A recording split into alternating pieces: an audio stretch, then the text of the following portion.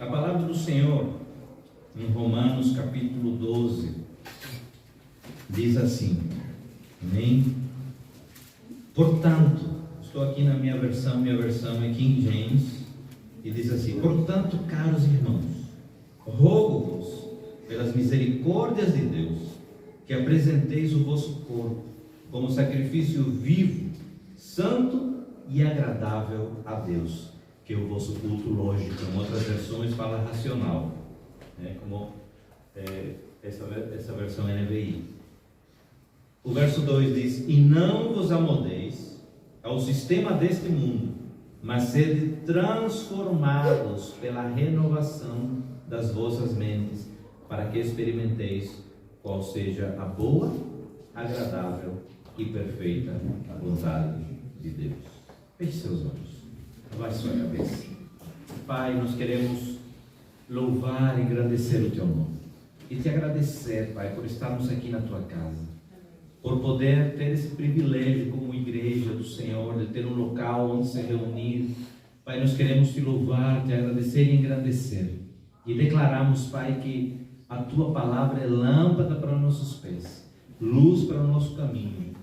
Ela é quem nos orienta, ela é quem nos norteia nesse mundo tão tenebroso. Mas o Senhor deixou essa palavra para que nós possamos ter esse norte e poder assim conduzir a nossa vida. Por isso que a Tua palavra, que é mais penetrante que uma espada de dois gumes, possa penetrar no nosso coração, e que nós possamos, Senhor, não apenas ser ouvintes, mas praticantes dessa palavra, para a glória do Teu nome. Em nome de Jesus, que nós diminuamos para que Tu cresças. Amém. Amém, amados. Amém. Portanto, o apóstolo Paulo está aqui dizendo: portanto, caros irmãos, eu rogo, eu quero pedir encarecidamente, em outras palavras, né, no português comum, pelas misericórdias de Deus, que apresenteis o vosso corpo como sacrifício vivo, santo e agradável a Deus, que é o vosso culto lógico, ou então o culto racional. Muitas vezes a gente fala: mas como é isso? O culto não é espiritual? Sim, é espiritual, mas nós precisamos entender que como seres humanos nós também pensamos, e se a gente chegar aqui apenas nas emoções, então não estamos oferecendo ao Senhor um culto racional, ou como é devido. E esse culto racional tem que ser com corpo, mente e coração. Precisamos entender isso inicialmente. Eu não quero me deter muito nisso, porque eu quero pegar, e o texto e a mensagem de hoje justamente é o processo da vontade de Deus, certo? Está aí uma imagem. Então, o processo da vontade de Deus. Mas a vontade de Deus para a nossa vida, ela tem três implicações. Ela é boa, ela é agradável e ela é perfeita. É o que vai dizer depois: olha, não se amolde, não vos amoldeis ao sistema deste mundo, mas sede transformados pela renovação das vossas mentes. Aí é que está novamente dizendo: olha, meus filhos, Paulo está dizendo para a igreja de Roma, e hoje ele está falando para nós, igreja Ágape, aqui em Valência do Minho. Meus filhos, olhem, vocês têm que pensar, né? Como falamos muitas vezes no Nordeste, lá, olha, a cabeça foi para pensar, não para colocar boné não apenas, né? Precisamos pensar. E aí a gente precisa pensar o quê?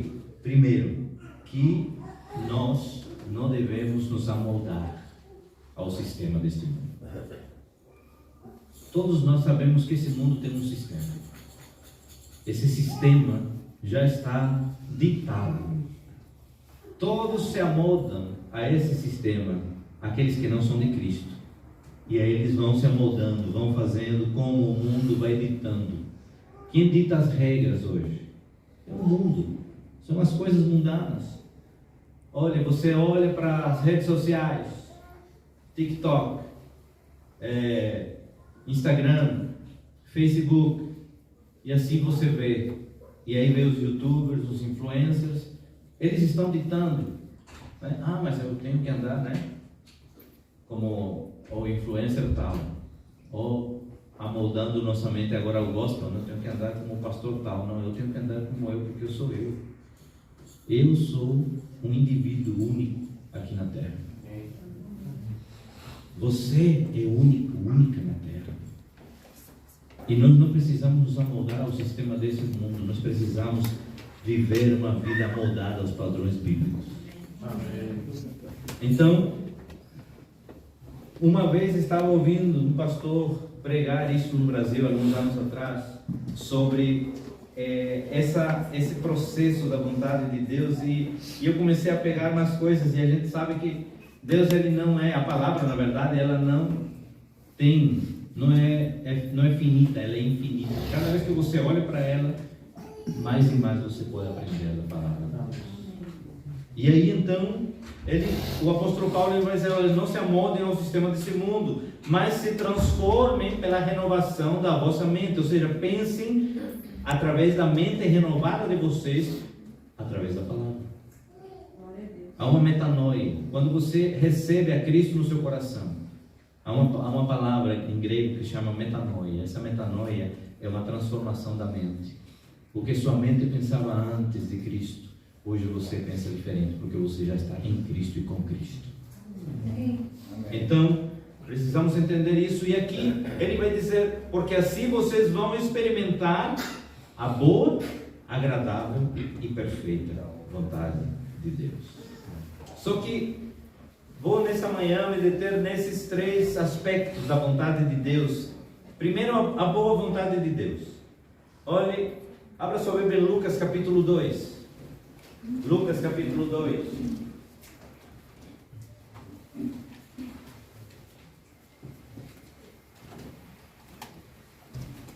Versos 42 em diante. Lucas capítulo 2, os versos 42 em diante.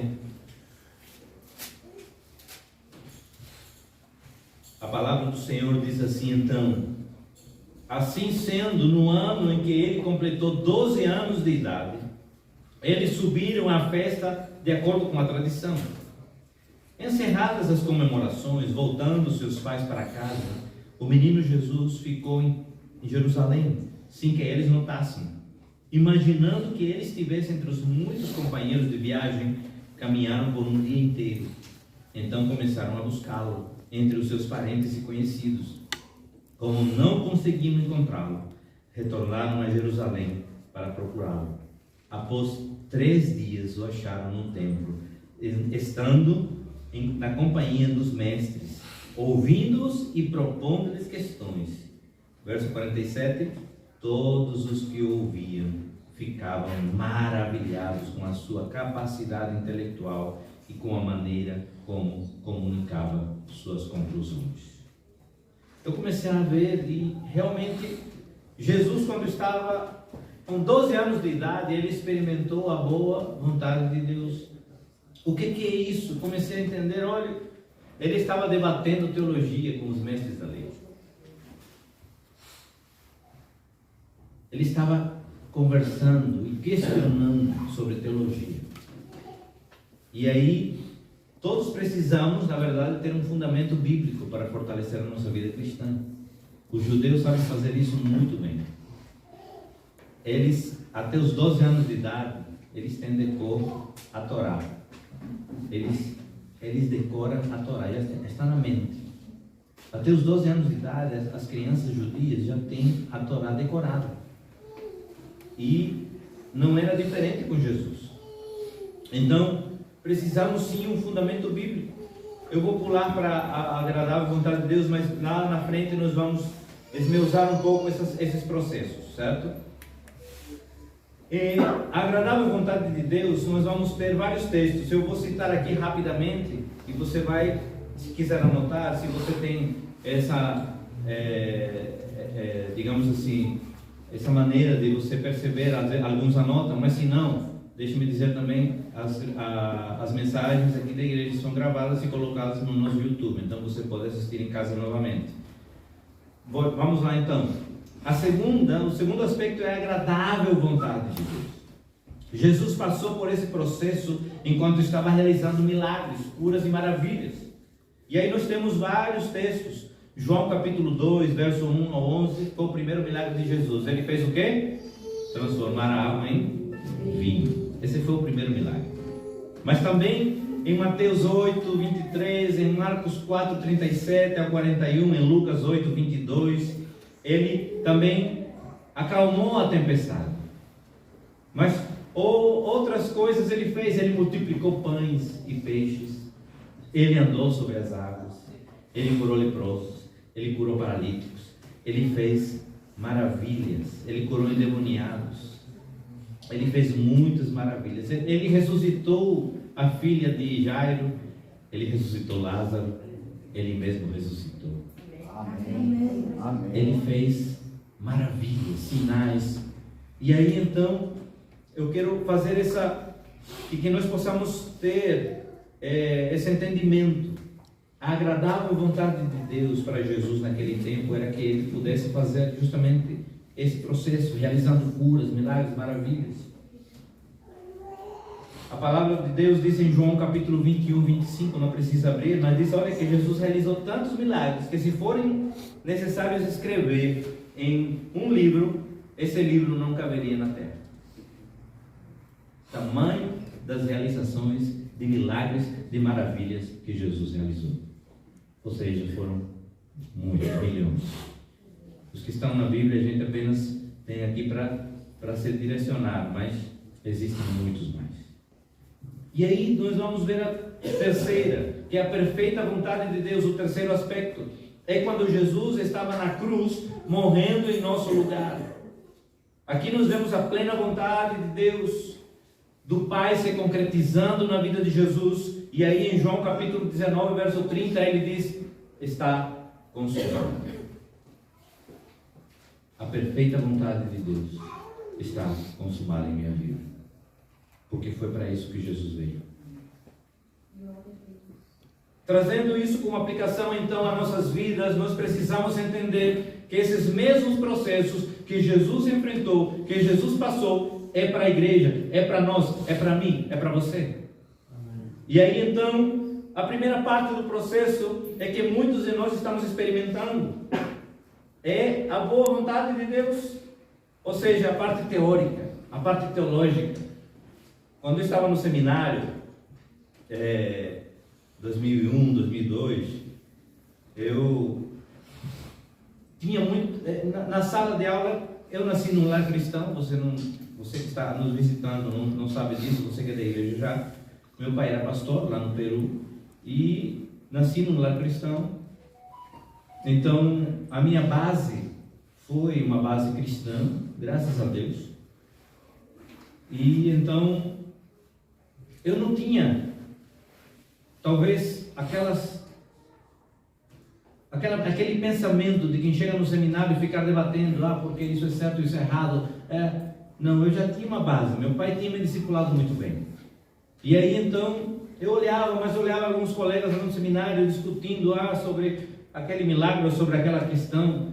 E teve uma vez numa aula de hermenêutica que um dos alunos perguntou, disse assim, o professor, quando esteja no céu, eu vou perguntar tal coisa a Deus. E eu disse assim, olha, se Deus quiser te responder, Ele vai te responder. Mas se não, você vai ficar com a dúvida para sempre. Porque essa é a verdade. Há mistérios que Deus ele não quer que sejam revelados.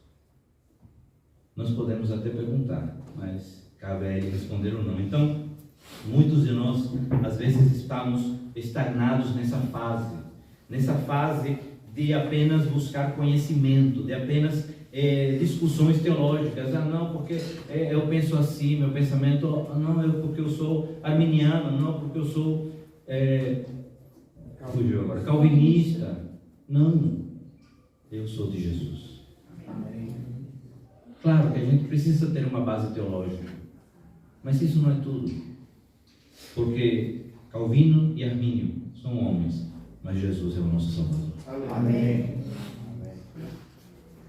Segunda parte do processo, então, é que muitos outros apenas se contentam ou querem experimentar a agradável vontade de Deus. O que é isso? Buscar apenas sinais, maravilhas, estar no movimento, no poder. Não é isso que Deus tem apenas. Deus quer que nós vivamos essas 3 fases constantemente. Ter conhecimento, sim. Buscar o poder também. Eu não posso apenas buscar o poder sem conhecer. E aí então é evidente que aqui, como pastor, eu vou dizer à igreja, nós somos uma igreja batista, mas somos uma igreja batista avivada. O que é que quer dizer isso? Que nós entendemos que os dons do Espírito são para hoje, sim. Então ninguém aqui será proibido, a não ser que quebre a ordem do culto, certo? Porque também nós precisamos entender que tudo deve ser feito com ordem e decência. Mas ninguém aqui será proibido de se manifestar ou falar em línguas, mas tudo com ordem e decência. Mas também eu não posso pegar você pelo pescoço e dizer, você tem que falar em língua. Não, porque o Espírito, ele dá os seus dons como ele quer e a quem ele quer. Amém. É o que vosso pastor entende. Depois de tantos anos de vida cristã, já ter passado por movimentos, ter visitado muitas igrejas. Meu pai era pastor e ele era diretor das sociedades bíblicas peruanas. Então ele viajava muito e andava muito pelas igrejas no interior do país, visitando igrejas, distribuindo a palavra de Deus. E nós já vimos tanta coisa. Então precisamos entender isso, amados. A boa vontade de Deus, ela quer dizer assim, a gente se preparar biblicamente, ter um conhecimento, uma base teológica. E para isso não é preciso ir no seminário. Você tem a palavra de Deus, você tem uma igreja, você tem um pastor.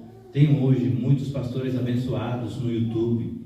Tem outros que não recomendo, mas tem uns que recomendo. Não vou citar nomes, mas você deve saber isso. Você já é uma pessoa madura. Então nós precisamos buscar isso. Claro que atrelado a isso, a agradável vontade de Deus, vem a parte do poder de Deus. O poder de Deus é evidente. Não cessou. Muitas pessoas hoje tradicionalíssimas dizem, não, o poder de Deus cessou, não posso colocar Deus numa caixa. Deus ainda hoje faz milagres. Amém. Deus ainda hoje, Ele opera como Ele quer. Eu não posso colocar Ele numa caixa não, porque precisamos entender isso. Precisamos compreender. Mas tem a terceira parte do processo. E aí é uma coisa que essa parte é fundamental, porque tanto o conhecimento quanto o poder, ela vai convergir nela, para que a gente possa entender isso. Mas todos devemos anelar, buscar, desejar, viver a perfeita vontade de Deus. Qual era a perfeita vontade de Deus para Jesus? A cruz. Qual a perfeita vontade de Deus para mim, para você, para nós? A cruz. Lucas capítulo 22, no versos 41 e 42. Jesus estava aqui passando por um momento tão difícil da sua vida. Lucas capítulo 22, versos 41 e 42. E aí então, vamos ler do 39. E retirando-se, seguiu como de costume para o Monte das Oliveiras. E os discípulos o acompanharam. Chegando ao lugar, Jesus lhes instruiu: orai para que não venha a cair em tentação. Então ele se afastou deles à distância de um tiro de pedra. Ajoelhou-se e começou a orar. Verso 42. Pai, se queres, afasta de mim esse cálice. Entretanto, não seja feita a minha vontade, mas o que tu desejas. Não seja feita a minha vontade, mas a tua, Senhor. Talvez esse momento foi o mais difícil da vida de Jesus. Não porque iria ser morto, mas você não imagina, naquele sentimento, Cristo, Ele estava ali, entendendo que horas depois, Ele iria carregar sobre si os pecados da humanidade. Sabe o que isso significa? Carregar sobre si os pecados da humanidade significa que ele iria ter separação com o Pai. Quando ele estava lá na cruz e disse: Senhor, por que me abandonaste? Por que me desamparaste?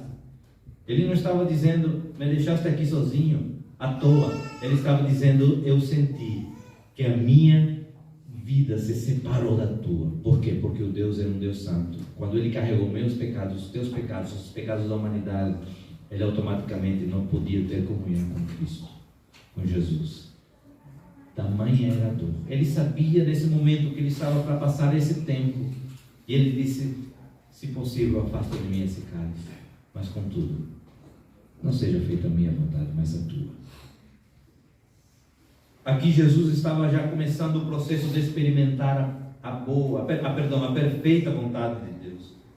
Só na perfeita vontade de Deus Ele pode fazer o que quer de nós. E esse é o segredo da vida cristã, amados. Precisamos compreender que Deus Ele quer fazer em nós e através de nós, mas para entendermos isso, para vivenciarmos isso, nós precisamos morrer. Precisamos morrer. É por isso que a imagem, onde está o título da mensagem, você vai ver que é talvez um feijão, não sei, mas é uma planta. Só que para a planta crescer e dar frutos, ela precisa ser enterrada. E enterrar quer dizer morrer. Eu preciso morrer. Jesus precisou morrer para dar muito fruto. Muitas vezes nós não queremos morrer. Não, olha, para que se eu gosto de fazer aquilo? Eu gosto daquilo. Só que isso te afasta de Deus, meu amado, minha amada. Só que isso quebra a tua comunhão com Cristo. Só que isso não deixa você avançar na vida. Mas eu gosto daquilo. Preciso morrer para dar fruto. É dura essa palavra, mas é necessária. Porque nós precisamos entender que se não houver morte, não haverá fruto. Morte é sinônimo para o cristão de vida. Se morrer para minhas vontades, para os meus sonhos, para o meu eu, muitas vezes custa, é porque eu não tenho me contentado, tenho me contentado apenas em viver a boa e a agradável vontade de Deus. Mas esta manhã, Deus quer que nós possamos vivenciar a perfeita vontade dele também. É muito bom a gente ter conhecimento. É muito bom a gente viver no poder de Deus. Mas se a gente não decidir viver morrendo todo dia para nós mesmos, a gente não vai experimentar uma vida abundante. A gente apenas vai ser homens e mulheres cristãos que gostam, né? Tem apenas como posso dizer, um carinho, uma estimação pelo cristianismo, mas o maior símbolo do cristão, ou aquilo que nós podemos fazer de maior e de melhor, é morrer para nós mesmos. E eis aqui uma chave que nessa manhã eu gostaria de falar para você. Você quer multiplicar? Você quer crescer? Você quer prosperar na vida? Quantos querem? Amém. Amém. Não seja tímido. Você quer prosperar, multiplicar, crescer na vida? Amém. Amém. Tem que morrer. Tem que morrer. Precisamos morrer. Quando às vezes olho para as circunstâncias, em meio a tantas coisas que vêm, eu olho para minha esposa e digo: amor, não poderia estar tranquilo, só trabalhando? Não poderia estar sossegado, só trabalhando? Falava ontem na célula. Nós todos somos iguais, amados, em Cristo. Mas Deus me deu a mim uma responsabilidade maior. E você não tem ideia como isso é, não vou dizer pesado no sentido de que eu ando pesaroso por isso, mas é uma responsabilidade grande. Não é fácil. Ah, mas a igreja é pequena, sim, mas é a igreja de Cristo. E quando eu falo isso, eu tremo e temo, porque eu não posso fazer isso de qualquer maneira. Eu não posso vir aqui apenas simplesmente no domingo, nas quartas de oração, no sábado de célula, e achar que é uma reunião a mais. Não, é a igreja de Cristo. É a igreja de Cristo. No Brasil eu pastoreava de forma integral, era totalmente dedicado à obra. Aqui é diferente, aqui eu trabalho. Apesar de não trabalhar em fábrica, trabalhei algum tempo, depois não, agora estou trabalhando num trabalho mais tranquilo, mas é um trabalho. E você às vezes olha assim e diz, meu Deus, me dá forças. Você não imagina como estou aqui, eu estou com uma crise de lombar aqui. Mas tudo isso, tenha certeza, que eu não faço porque eu sou o cara, não. É por pura graça e misericórdia de Deus. Amém. Porque se não fosse eu, amados, eu não estaria aqui.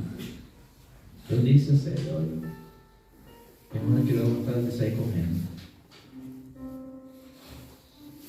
Mas é aí que Deus disse, meu filho, você precisa morrer. Você precisa matar o seu eu. Não sei se você tem entendido isso no seu dia a dia, mas o morrer, ele implica morrer para nossos sonhos. Sabe por quê? Foi citado até por morrer ontem na célula. Porque os sonhos dele são melhores. Às vezes você diz, mas esse é meu sonho, Senhor, mas esse é meu sonho. Deus tem sonhos melhores. O que diz Jeremias 29:11? Amém, por favor, Mateusão. Jeremias 29:1.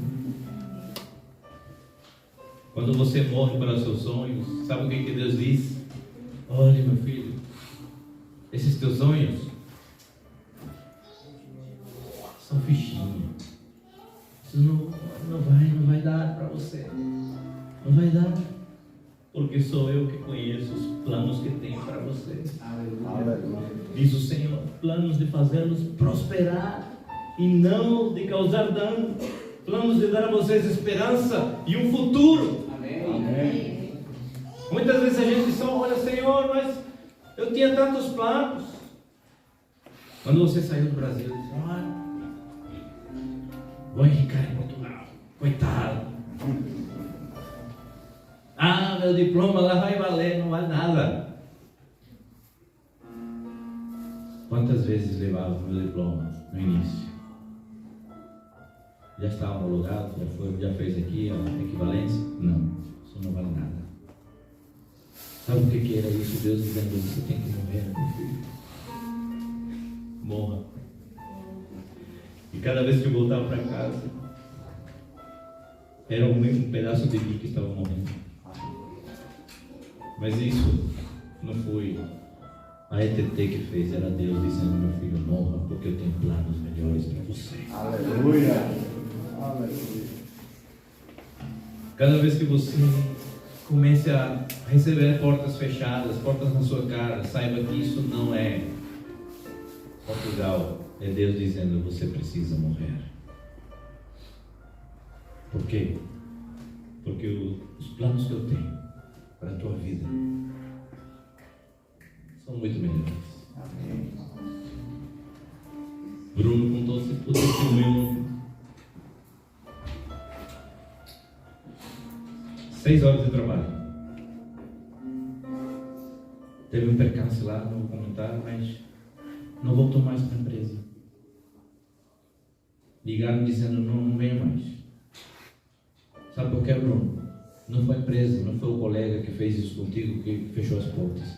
É Deus dizendo: eu tenho planos. Aleluia. Aleluia. Amém. Eu tenho planos melhores para você. Aleluia. Glória a Deus. E é Deus dizendo: morra por dentro. Porque quando você experimentar a nova vida em Cristo, você vai ver. Olha para trás. Quem tem aqui já 2, 3 anos em Portugal, olha para trás e diz: já morri um bocado. Já morri um bocado. Entenda uma coisa, amado, amada, nesta manhã. Ter conhecimento é bom.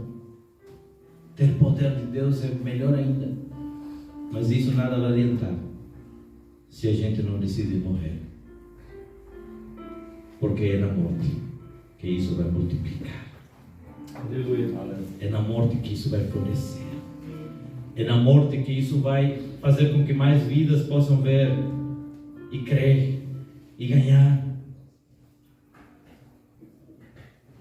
Feche seus olhos. Baixe sua cabeça.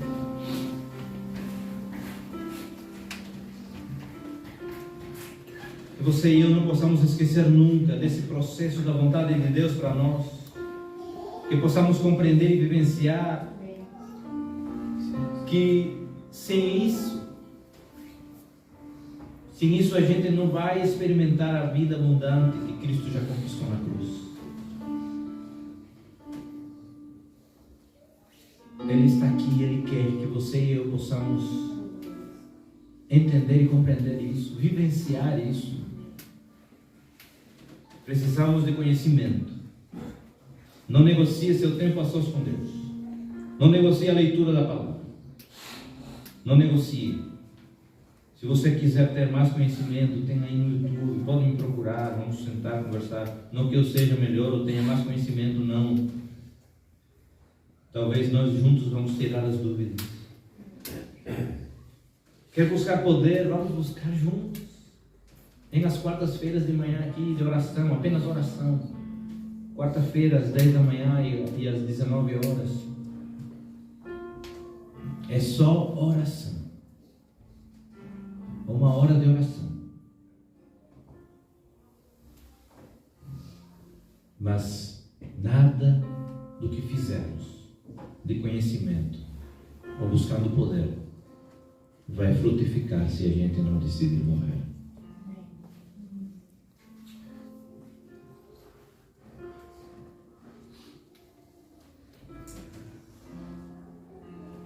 A Ele a glória, a Ele a glória, a Ele a glória, para sempre. Amém.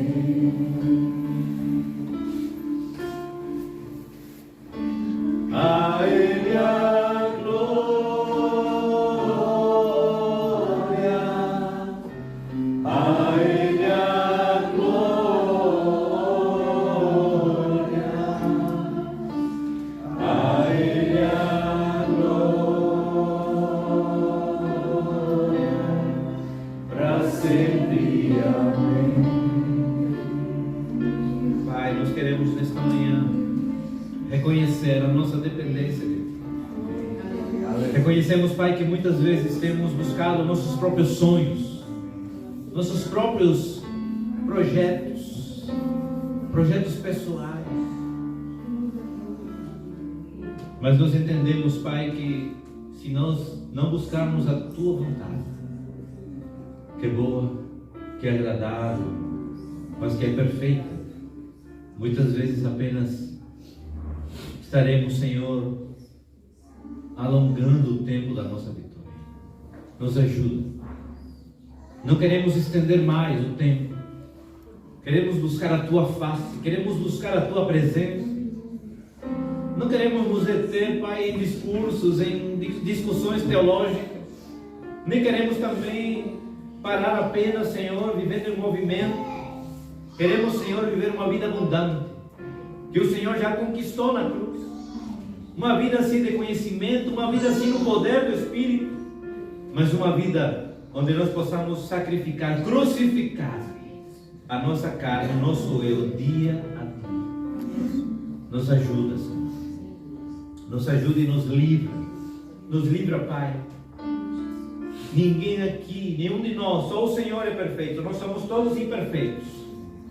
Mas queremos, Senhor, buscar caminhar rumo à santidade, rumo à perfeição. Porque a Tua palavra diz: sede santos como eu sou santo. Nos ajuda, nos capacita. Que possamos entender, Pai, que por mais lindos, por mais abençoados que os nossos sonhos, nossos projetos pareçam, ó Senhor, os Teus sonhos e os Teus projetos sempre serão os melhores. Aleluia. A Ti seja dada toda a glória, Pai, toda a honra, todo o louvor. Declarar, Pai, a Tua bênção sobre cada um dos Teus filhos. Que o Senhor esteja operando maravilhas. Nós cremos que o Senhor fará maravilhas em nosso meio. Pai, essa semana o Senhor vai abrir tantas portas. Teus filhos ficarão, mas como assim? Como assim? É porque nós estamos nesta manhã decidindo morrer para nós mesmos, morrer para nossos projetos, morrer para nossos sonhos pessoais. E quando nós fazemos isso, o Senhor traz prosperidade, multiplicação, respostas. A Ti seja dada toda a glória, toda a honra, todo o louvor, toda a adoração. Nós te louvamos, te agradecemos, Pai, por esta manhã. Te agradecemos pela Tua palavra, que é viva, que é eficaz. Te agradecemos, Pai, pela simplicidade, porque é na simplicidade que o Senhor age. Muitas vezes somos nós que complicamos tanto. Mas o Senhor era tão simples quando estava entre nós, que curou até com lama. E muitas vezes nós queremos inventar a roda quando já está inventada. Tem misericórdia e nos ajuda, nos capacita. A Ti seja dada toda a glória, toda a honra, todo o louvor, toda a adoração.